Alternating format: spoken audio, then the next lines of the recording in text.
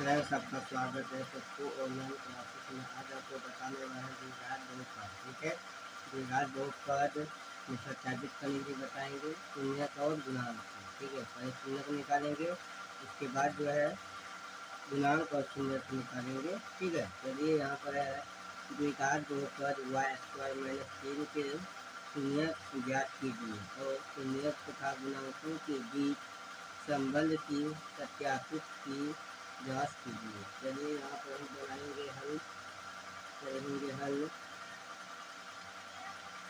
ठीक है, हल लिखेंगे। हल लिखने के बाद यहाँ पे लिखेंगे शून्य के लिए, शून्य शून्य के लिए, शून्यक के लिए।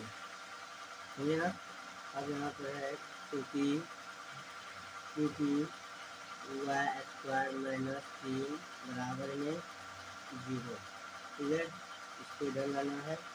इधर क्या होगा, इधर जो होगा y² बराबर में इधर हो जाएगा 0 प्लस 3 हो जाएगा। तो अब यहाँ पर y² बराबर में 0 और 3 को जोड़ेंगे तो क्या होगा, 3 हो जाएगा। ठीक है, तो जब स्क्वायर को इधर भेजेंगे क्या होगा, रूट में आ जाएगा, प्लस माइनस में √3 हो जाएगा।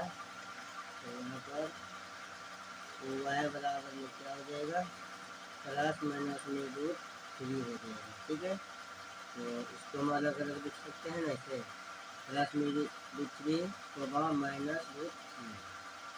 तो क्या हो गया, शून्यक निकल गया। ये आपका शून्यक निकल गया। ठीक है ना, शून्यक निकल गया। हम इसका जांच करते हैं। ठीक है, तो यहाँ जांच लिखते हैं और यहाँ पर है क्योंकि y² - 3 बराबर में 0। इसका हम क्या निकालेंगे, ए का मान क्या है, ए का मान लेते हैं 1 है, बी का मान कुछ नहीं है, तो यहाँ बी का मान तो नहीं है, बी को मान हम कभी रखेंगे। मान लीजिए यहाँ पर y² रहता प्लस में 5, y रहता प्लस में 3, ये हुआ पी का मान है ना, ये हुआ सी का मान। ऐसे नहीं है, यहाँ पे इसको गायब कर दिया गया है और इसको है। तो अब यहाँ पर क्या कुछ मान, यहाँ पर बी का मान नहीं है तो मानेंगे 0 और सी का मान क्या होगा, -3। समझे ना, -3। अब आपको पता है क्या है,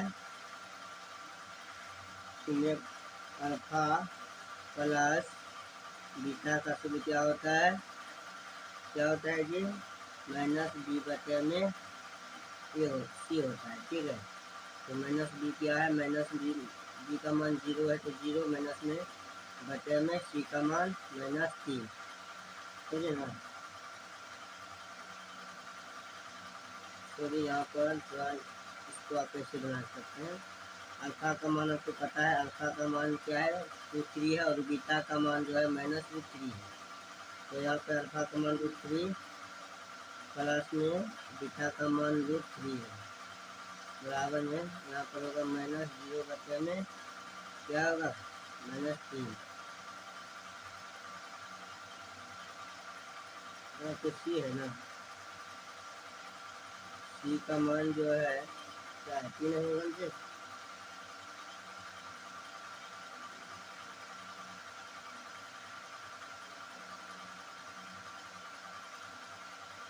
यहाँ पे छोटे जो है गलत हो गया, यहाँ पे ए होता। ठीक है, यानी कि यहाँ पर 1 होता। अब देखिए यहाँ पर क्या करना है, इसको करेंगे √3 माइनस √3 बराबर में 1 से भागेंगे 0 में तो भाग पर 0 होगा।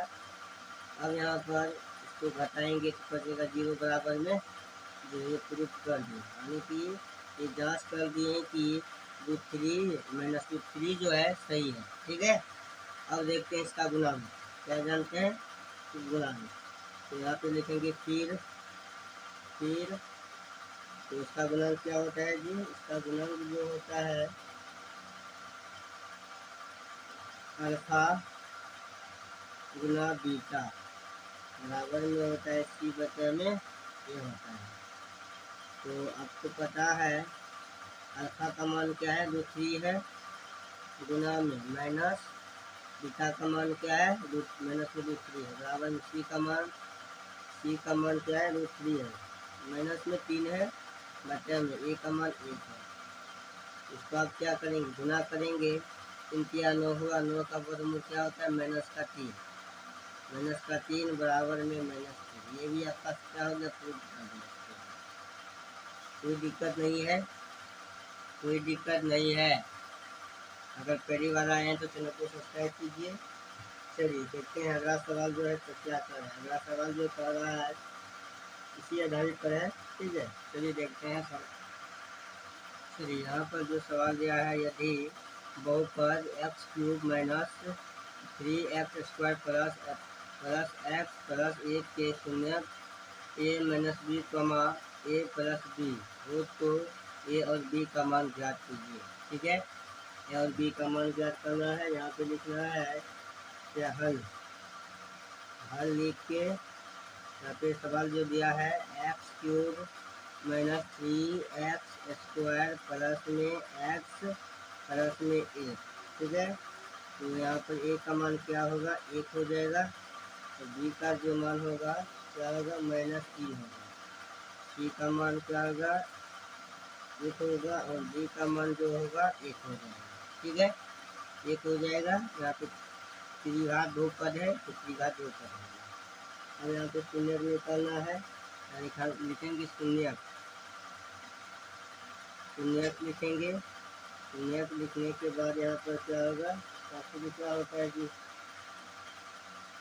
यहाँ पे शुरू जो होता है अल्फा बराबर में क्या होता है, अल्फा बराबर में शुरू होता है a - b, ठीक है। तो अल्फा का मान क्या है, देखिए, और आपको पता है बीटा बराबर में शुरू क्या होता है, a होता है, और गामा का क्या होता है, a प्लस b होता है, बीटा होता है, ठीक है। तो शून्य को निकालना होगा, है ना। शून्य को निकालने के क्या करना होगा, देखिए यहाँ पे हम आपको आगे बढ़, तो यहाँ पर हम क्या लेंगे, शून्य, यहाँ पर लिखेंगे क्योंकि शून्य शून्यकों का योग, शून्यकों का योग क्या होगा, alpha plus beta plus gamma बराबर में क्या होगा, -b बटे में a। तो अल्फा का मान यहाँ पे जो है लिखेंगे,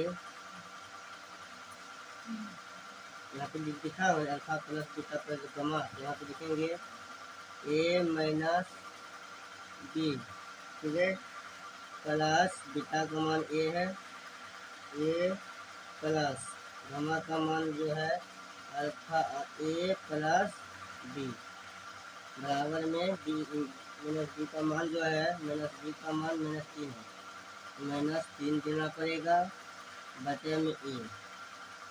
आप इसको क्या करेंगे, एक प्लस में एक माइनस में कटेगा, बाकी की जो होगा 3a होगा बराबर में, यहाँ पे क्या होगा जी, यहाँ पे जो होगा माइनस प्लस होता है 3, a का मान क्या होगा, a का मान जो है 1 है, यहाँ पे 1 देना पड़ेगा, -3। तो अब यहाँ पर a का मान बराबर में 3 बटे में 3, तो काटेंगे इसको, a का मान जो निकल गया, क्या निकल गया, 1 निकल गया, ये आंसर हो गया, ठीक है। फिर देखते हैं, फिर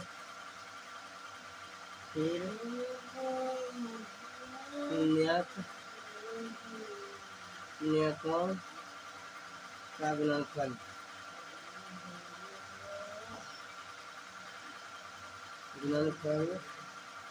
क्या है, alpha into beta into gamma बराबर में d बटे में a।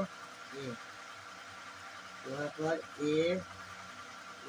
b गामा a और इंटू में a प्लस b, ठीक है, बराबर में b का मान -1 है, बटे में 1 है। तो इसको हम गुणा करेंगे तो a into a² minus b² होगा, एक होगा, ठीक है, बराबर में -1। तो इसको हम क्या करेंगे, 1 इंटू एक इंटू एक माइनस बी स्क्वायर बराबर -1 और यहाँ पे माइनस एक माइनस बी स्क्वायर बराबर होंगे -1 और यहाँ पे माइनस बी स्क्वायर बराबर में -1 माइनस काटेंगे क्या होगा बी का मान जो होगा इसको इधर लाएंगे तो प्लस में माइनस में 1 हो जाएगा है ना तो क्या हो गया यहाँ पर प्लस में 1 और माइनस में 2 हो जाएगा। ठीक है ये तुम्हारा आंसर हो गया और ये आंसर नहीं हुआ स्क्वायर है तो स्क्वायर बी बराबर में क्या होगा जी माइनस बी नहीं होगा। अब यहाँ पर बी का मान जो है √2 होगा यहाँ पे इसलिए ए का मान क्या है 1 है और बी का मान जो है वो 2 है। ये तो आपका आंसर हो गया। फिर मिलते हैं अगले वीडियो में। जय हिंद जय भारत।